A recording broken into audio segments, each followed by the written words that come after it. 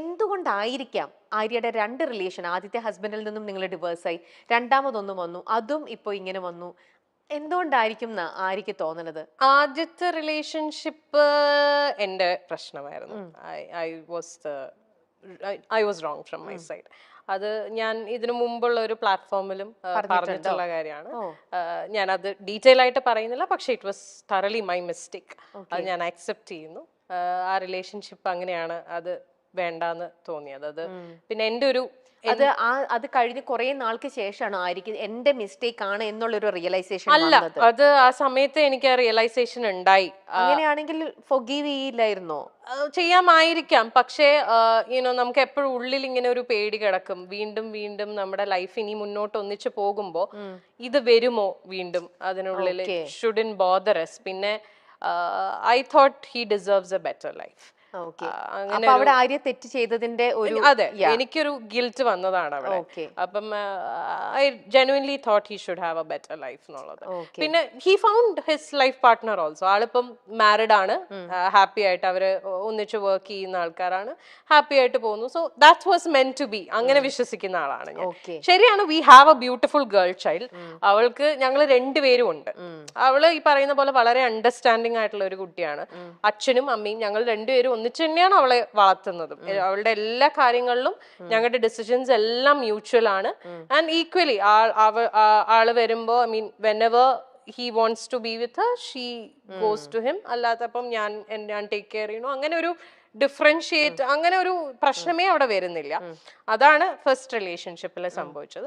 Second relationship ഈ പറഞ്ഞ പോലെ ചിലപ്പം ആദ്യത്തെ റിലേഷൻഷിപ്പിൽ ഉള്ള എന്താ പറയാ, അതിനുള്ള ശിക്ഷയായിട്ട് എനിക്ക് കിട്ടിയതായിരിക്കാം സെക്കൻഡ് റിലേഷൻഷിപ്പ്. ഈ പറഞ്ഞ പോലെ ഷിബ്ല പറഞ്ഞില്ലേ, ഞാൻ റിലേഷൻഷിപ്സിൽ 150% കൊടുക്കുന്ന ആളാണ്. ഞാൻ ഭയങ്കര ഇൻവെസ്റ്റഡ് ആയിട്ടുള്ള ഒരു റിലേഷൻഷിപ്പ് ആയിരുന്നു എൻ്റെ സെക്കൻഡ് റിലേഷൻഷിപ്പ്. എനിക്ക് അയാളെ genuinely from the bottom of my heart എനിക്ക് ഭയങ്കര ഇഷ്ടമായിരുന്നു. I knew he was not the perfect person and all. ആൾക്ക് ഫ്ലോസ് ഉണ്ടായിരുന്നു, ആൾക്ക് പാസ്റ്റ് ഉണ്ടായിരുന്നു, പക്ഷെ അതെല്ലാം ഓക്കെ ആയിട്ട് അങ്ങനെ തന്നെ അക്സെപ്റ്റ് ചെയ്ത ഒരാളായിരുന്നു ഞാൻ. But I never thought he would do this to me. പിന്നെ അതിന് ഞാൻ കുറ്റം പറയുന്നില്ല. മേ ബി ആൾക്ക് നമുക്ക് ഫസ്റ്റത്തെ ഒരു അടി പോലെ നമുക്ക് എക്സാക്ട്ലി അത് കിട്ടി, അങ്ങനെ ഞാൻ വിശ്വസിക്കുന്നു. അങ്ങനെ ആയിക്കോട്ടെ, നമ്മൾ അങ്ങനെ ഒന്ന് ചെയ്തുകൊണ്ട് നമുക്ക് മറ്റുള്ളവരെ ബ്ലെയിം ചെയ്യാനും പറ്റില്ല. ഞാൻ ബ്ലെയിം ചെയ്യുന്നില്ല. എനിക്ക് ആകപ്പാട് ആളുടെ അടുത്ത് ദേഷ്യം തോന്നിയ ഒരു കാര്യം എന്ന് പറഞ്ഞാൽ അക്സെപ്റ്റ് ചെയ്തില്ല. ലൈക്ക് വേറെ ഒരു ആളോടൊരു ഇഷ്ടം തോന്നി, അല്ലെങ്കിൽ ആ റിലേഷൻഷിപ്പിലേക്ക് പോയി എന്നുള്ളത് അത് ഓപ്പൺലി എന്നോട് പറഞ്ഞിരുന്നെങ്കിൽ നമ്മൾ സ്റ്റെപ്പ് ബാക്ക് ചെയ്യും. We would never force someone. നമുക്ക് ഒരാളെ ഫോഴ്സ് ചെയ്യാൻ പറ്റില്ലല്ലോ നമ്മളെ കൂടെ നിൽക്കൂ എന്നുള്ളത്. അത് ഓപ്പൺ ആയിട്ട് പറഞ്ഞിരുന്നെങ്കിൽ കുറച്ചും കൂടി നേരത്തെ, കുറച്ചും കൂടി ബെറ്റർ ആയിട്ട് എനിക്ക് ഇതൊന്ന് കം ഔട്ട് ചെയ്യാൻ പറ്റിയേനെ with the help of my people. പക്ഷെ അത് സംഭവിച്ചില്ല. അപ്പോൾ ഇത്രയും ട്രൂ ഫ്രണ്ട്സിനെ പോലെ തന്നെ ചില ഫ്രണ്ട്സ് അപ്പൊ ആര്യനെ ചീറ്റ് ചെയ്തിട്ടും ഉണ്ടാവണം. യെസ്, അല്ലേ? ഉണ്ട്. അതുകൊണ്ടാണല്ലോ ഇങ്ങനെ ഒന്ന് സംഭവിച്ചത്. അല്ലേ? അതും ശരിക്കും ഭയങ്കര പെയിൻഫുൾ ആയിട്ടുള്ള, ഇറ്റ് ഈസ് വെരി പെയിൻഫുൾ. കാരണം ആരും ഒരിക്കലും എക്സ്പെക്ട് ചെയ്തിട്ടുണ്ടാവില്ല ഈ ഒരു സാധനം ആ ഒരു പർട്ടിക്കുലർ പേഴ്സണിൽ നിന്ന് വരും. എക്സാക്ട്ലി, അതാണ് എനിക്ക് ട്രോമയായി പോയത്. അതിപ്പോ മേ ബി ഞാൻ അറിയാത്ത ഒരാളായിരുന്നെങ്കിൽ എനിക്ക് ചിലപ്പം ഇത്രയും ബുദ്ധിമുട്ടുണ്ടാവില്ല. ഇത് എനിക്ക് ആ പെയിൻ ശരിക്കും കിട്ടുന്നു, കാരണം എനിക്ക് റിലേറ്റ് ചെയ്യാൻ പറ്റുന്നുണ്ട്. എന്റെ കണ്ണിപ്പം നിറയാണ് ആക്ച്വലി. കാരണം ആ ഒരു വേദന ഒരു ലേഡി എന്നുള്ള രീതിയിൽ എന്റെ കണ്ണ് നിറയണം. നമുക്കത് ശരിക്കും നമുക്കത് ഫീൽ ചെയ്യാൻ പറ്റുന്ന ഒരു കാര്യമാണ്. ആര്യ അത് യു വെന്റ് ത്രൂ ദാറ്റ്. ഭയങ്കര ഒരു ആര്യ അത് എങ്ങനെ ഹാൻഡിൽ ചെയ്തു? Arya it was very difficult. ഞാൻ I fell on to a depression. ഭയങ്കര ബുദ്ധിമുട്ടായിരുന്നു. I lost myself. നമുക്കത് കാരണം നമ്മൾ ജീവനായിട്ട് നമ്മുടെ കൂടെ നിർത്തിയിട്ടേ അവൾ എനിക്കിട്ട് ഇങ്ങനെ പണിയ എന്നൊക്കെ പറയണത് ശരിക്കും. അതെ, എന്റെ കാര്യത്തിൽ കുറച്ചും കൂടെ ബുദ്ധിമുട്ടായി പോയത്, ഞാൻ ഇതെല്ലാം ഫേസ് ചെയ്യുന്നത് ലോക്ക്ഡൌണിന്റെ സമയത്താണ്. മൊത്തത്തിൽ ഞാൻ പെട്ടുപോയ അവസ്ഥയായിരുന്നു. Like I couldn't do anything. എന്നുവെച്ചാൽ നമുക്കിപ്പോ ഒരു കൗൺസിലറിന്റെ അടുത്ത് പോലും പോവാൻ പറ്റത്തില്ല എന്നുള്ള ഒരാളെ ഇപ്പം നമ്മൾ പറയും ഓക്കെ ഫ്രണ്ട്സിന്റെ അടുത്ത് പോയിരുന്ന് ചിലപ്പോ സംസാരിച്ചാ ഓക്കെ, എങ്ങനെ പോവാനാ? മുറിന്ന് പുറത്തിറങ്ങാൻ പറ്റില്ല, because we are all lockdown. ആകപ്പാടെ ഈ കമ്മ്യൂണിക്കേഷനേ ഉള്ളൂ. പക്ഷെ എത്രയൊക്കെ നമ്മൾ ഫോണിൽ കമ്മ്യൂണിക്കേറ്റ് ചെയ്താലും ഒരു ഫേസ് ടു ഫേസ് നമ്മൾ ഇപ്പൊ ഇങ്ങനെ ഇരുന്നൊരു ബ്രേക്ക് ഡൗൺ ചെയ്ത് പോയാൽ ചിലപ്പോൾ ഇതങ്ങ് പോവും. അതും ഫോണിൽ നമ്മൾ സംസാരിക്കുന്നതൊക്കെ തമ്മിൽ there's a lot of difference. അപ്പം ആ ഒരു സാധനവും എനിക്ക് കിട്ടിയില്ല. അപ്പൊ ഞാൻ മുഴുവനായിട്ട് ഞാൻ അതിൽ എന്താ പറയാ ഡ്രൗൺ ആയി പോയി. ആരാ പിന്നെ ആര്യനെ ഹെൽപ്പ് ചെയ്തത്? ഞാൻ തന്നെയാ. ഇപ്പൊ എന്ത് പറയാൻ വന്നു?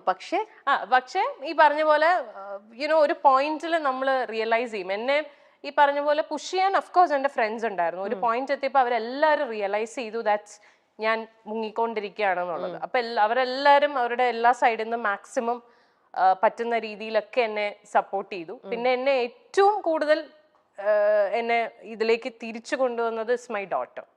അവളൊന്നും ചെയ്തിട്ടല്ല, പക്ഷെ അവളുടെ പ്രസൻസ് ഇൻ മൈ ലൈഫ് അത് മതിയല്ലോ. നമ്മൾ ജീവിക്കുന്ന മക്കൾക്ക് വേണ്ടിയിട്ടാണ്. നമ്മുടെ ഐ മീൻ എന്നെ സംബന്ധിച്ചിടത്തോളം ഷീസ് മൈ എവറിഥിങ്. ഞാൻ ഇപ്പൊ ജീവിക്കുന്നതും ഇപ്പൊ കഷ്ടപ്പെടുന്നതും ഒക്കെ അവളുടെ ഫ്യൂച്ചർ സെക്യൂർ ആക്കുക, അവളെ ഹാപ്പി ആയിട്ട് വെക്കുക. ശരിക്കും റിലേറ്റ് ചെയ്യാൻ പറ്റുന്നുണ്ട്. ആ ഫീല് കറക്റ്റ് ആയിട്ട് കിട്ടുന്നുണ്ട് ശരിക്കും. ഭയങ്കര ഇത് കണ്ടു കഴിഞ്ഞാൽ എന്നെ ഈ പറഞ്ഞ എന്റെ ഫ്രണ്ട്സ് എല്ലാരും ചീത്ത വിളിക്കും. എന്നോട് പല പ്രാവശ്യം പറഞ്ഞിട്ടുണ്ട്, ഇനി മേലാൽ ഇതും പറഞ്ഞുകൊണ്ട് എവിടെങ്കിലും പോയിരുന്നു മോങ്ങിയ. കാരണം നിങ്ങളുടെ കൂടെ ഒരു രീതിയിലും പിക്ചറിലുള്ള ആളായിരുന്നില്ല ഞാനൊരു പുറത്തുനിന്നുള്ള ഒരു ലേഡി എന്നുള്ള രീതിയിൽ ഇന്നിപ്പോ ആര്യനെ ഇത്രത്തോളം ഇൻ ആൻഡ് ഔട്ട് മനസ്സിലാക്കിയതിൽ നിന്നും എനിക്ക് ഇത്രത്തോളം ഹേർട്ട് ചെയ്യണം എന്നുണ്ടെങ്കിൽ, എന്റെ കണ്ണുകൾ നിറഞ്ഞു ഇങ്ങനെ ഒഴുകണം എന്നുണ്ടെങ്കിൽ ആ ഒരു അത് അവർക്ക് ഞാൻ ഇങ്ങനെ ഇരുന്ന് കരയണത് കാണാനൊന്നും അവർക്ക് ഇഷ്ടമല്ല. അതുകൊണ്ടാണ് അവര് പറയുന്നത്, അല്ലാതെ വേറൊന്നും കൊണ്ടിട്ടല്ല. അവര് പറയണത് എന്തിനാ ഇങ്ങനെ ഇനി കരയില്ലേ എന്ന് പറയും. അത് അവരുടെ പോയിന്റ് ഓഫ് വ്യൂല് വളരെ അവർക്ക് അങ്ങനെ പറഞ്ഞ പോലെ ഈ ഞാൻ മറ്റേ ഇമോഷൻ ഉള്ളതുകൊണ്ട് ഇത് ട്രിഗറായി വരും. കഴിഞ്ഞു, that's over. പക്ഷെ എന്നാലും അത് ആര്യ എത്ര ടൈം എടുത്തിട്ടുണ്ടോ അതിന്ന് റിക്കവർ ചെയ്ത് ഇങ്ങനെ വരാനായിട്ട്? സെൽഫ് തന്നെയാണ് അത് കംപ്ലീറ്റ് വർക്ക് ചെയ്തത്. More than 1 year. പിന്നെ ഞാൻ എന്താ ചെയ്ത വെച്ചാല് ഞാൻ I wanted to distract my mind completely. അങ്ങനെ ഞാൻ ഫുൾ എന്റെ കോൺസെൻട്രേഷൻ എന്റെ ബ്രാൻഡിലിട്ടു. കാഞ്ചീവരത്തില് ഒന്നും നോക്കിയില്ല. ബ്രാൻഡ് മാക്സിമം വർക്ക് ചെയ്ത് എനിക്ക് തോന്നുന്നു ആ ഒരു സമയത്താണ് ഞാൻ ആ ബ്രാൻഡിനെ ഒന്ന് ശരിക്കും പൊക്കി എടുത്ത് കൊണ്ടുവന്നത്. പിന്നെ അതില് എനിക്കൊരു സാറ്റിസ്ഫാക്ഷൻ, നമുക്ക് അതിലൊരു അഡിക്ഷൻ വരുമല്ലോ. Okay, when we see that okay something is working out good for us, പിന്നെ നമ്മൾ അതിലേക്കാവും ഫുള്ള്. വേറെ ഒന്നിലേക്കും നമുക്ക് പോവാനുള്ള ഒരു മൈൻഡ് വരില്ല. അപ്പൊ നമ്മുടെ കംപ്ലീറ്റ് ഫോക്കസ് അതില്ല. ബിക്കോസ് അതിൽ നിന്ന് എനിക്ക് വേണ്ടതെല്ലാം കിട്ടുന്നുണ്ട്. Satisfaction, happiness, peace of mind, everything. വേറെ ഒന്നും നോക്കില്ല. പിന്നെ തിരിഞ്ഞു നോട്ടം അങ്ങോട്ട് തിരിഞ്ഞു നോക്കുക വേണ്ട. ഞാൻ എപ്പോഴും പറയണ ഒരു കാര്യമാണ്, I'm still very thankful to that person for one thing. ആളില്ലായിരുന്നെങ്കിൽ ചിലപ്പോൾ കാഞ്ചീവരം എന്ന് പറയുന്ന ബ്രാൻഡ് ഞാൻ സ്റ്റാർട്ട് ചെയ്യില്ലായിരുന്നു. ആ സമയത്ത് ആൾ എനിക്ക് തന്ന ഒരു ഇമോഷണൽ ആൻഡ് മോറൽ സപ്പോർട്ട് ഉണ്ട്. That is huge. കാരണം അതിന് ഞാൻ I will be for ever grateful. ഒരു നിമിത്തം അതെ, ചിലപ്പോൾ അതിന് വേണ്ടിയിട്ടായിരിക്കും അദ്ദേഹം ലൈഫിൽ വന്നിട്ടുണ്ടാവും. അത് വന്നു, ഇതിങ്ങനെ ആയി, അതങ്ങ് പോയി, നമ്മൾ കുറച്ച് കാര്യങ്ങൾ അതോടെ പഠിച്ചു. ആ ഒരു ഇതില് അതിൽ പഠിച്ചത് കൊണ്ട് നമ്മൾ ഇപ്പോ കാഞ്ചീവരം കുറച്ചും കൂടെ ബോൾഡ് ആവുന്നു.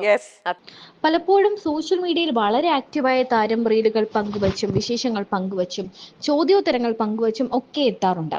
തനിക്കെതിരെ വരുന്ന എല്ലാ അലിഗേഷൻസിനും വിമർശനങ്ങൾക്കും വിവാദങ്ങൾക്കും എല്ലാം ആര്യ കൃത്യമായ മറുപടി നൽകാറുമുണ്ട്. തന്റെ ജീവിതത്തിൽ സംഭവിച്ച കാര്യങ്ങളെപ്പറ്റി ബിഗ് ബോസിൽ പലപ്പോഴും തുറന്നു പറയുകയും ചെയ്തു. ബിഗ് ബോസിൽ വെച്ച് തനിക്കൊരു പ്രണയമുണ്ടെന്നും ആ ബിഗ് ബോസ് ഷോ കഴിഞ്ഞാൽ തങ്ങൾ ഒന്നാകുമെന്നും ഒക്കെ ആര്യ തുറന്നു പറഞ്ഞിരുന്നു. വർഷങ്ങളായുള്ള ബന്ധമായിരുന്നു അത്.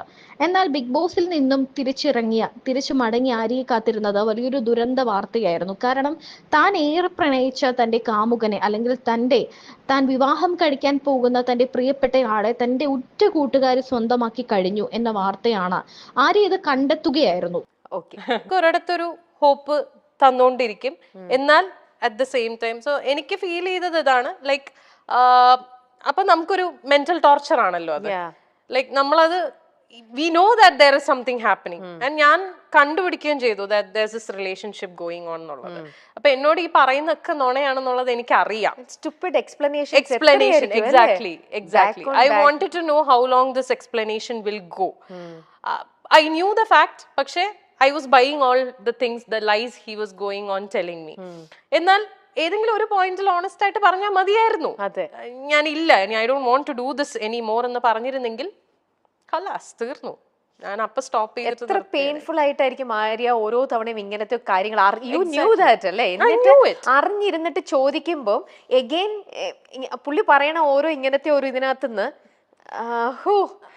പക്ഷെ എനിക്ക് യുനോ പലരും എന്നെ വിശ്വസിച്ചില്ല ഞാനിത് പറയുമ്പോ. എന്ന് വെച്ചാൽ ഇപ്പൊ നമ്മള് ഈ പറഞ്ഞ പോലെ ഇതിൽ വന്നിരിക്കുന്ന തേർഡ് പേഴ്സൺ ഒരു ഫ്രണ്ട് എന്റെ ഫ്രണ്ട് ആയിരുന്നത് കൊണ്ടും we had common friends also.